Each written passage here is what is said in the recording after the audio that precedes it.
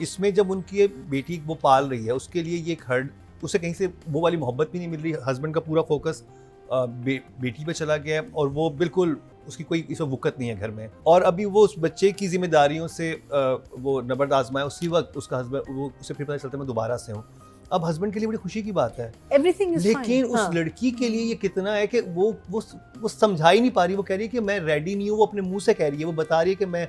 और वो हाँ जो सबा कमर की एक्टिंग थी कि एक लड़की जब इस चीज़ के लिए नहीं तैयार तो उसके ऊपर क्या गुजरती है, क्योंकि उसको ये तो नजर आ रहा है कि एक और जिम्मेदारी मेरे पे आ जाएगी, फिर ये होगा, इस इंसान ने तो मेरा बिल्कुल उस तरह से ख्याल नहीं रखना, इसने तो मुझे बिल्कुल कैद में रखना है, उस तरह से कंट्रोल हर चीज़ पे अपना गुस्सा भी निकालना है, फिर एक जिम्मेदारी के साथ दूसरी जिम्मेदारी। और उसकी ना बॉडी इजाज़त दे रही थी ना उसका दिमाग इजाज़त दे रहा था, लेकिन सब उसको क्या कह रहे हैं, ठीक ही तो कह रहा है, ठीक ही तो कह रहा है, क्यों नहीं।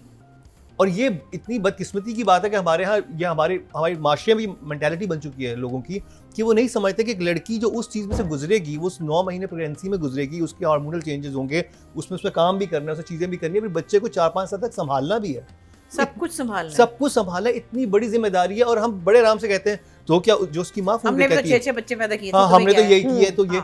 तो ये चीज़ बहुत एक इसको सेंसिटिवली समझने की जरूरत है। मुझे लगा ये बड़े अच्छे तरीके आप से। कह रहे मैं सेंसिटिव नहीं हूँ।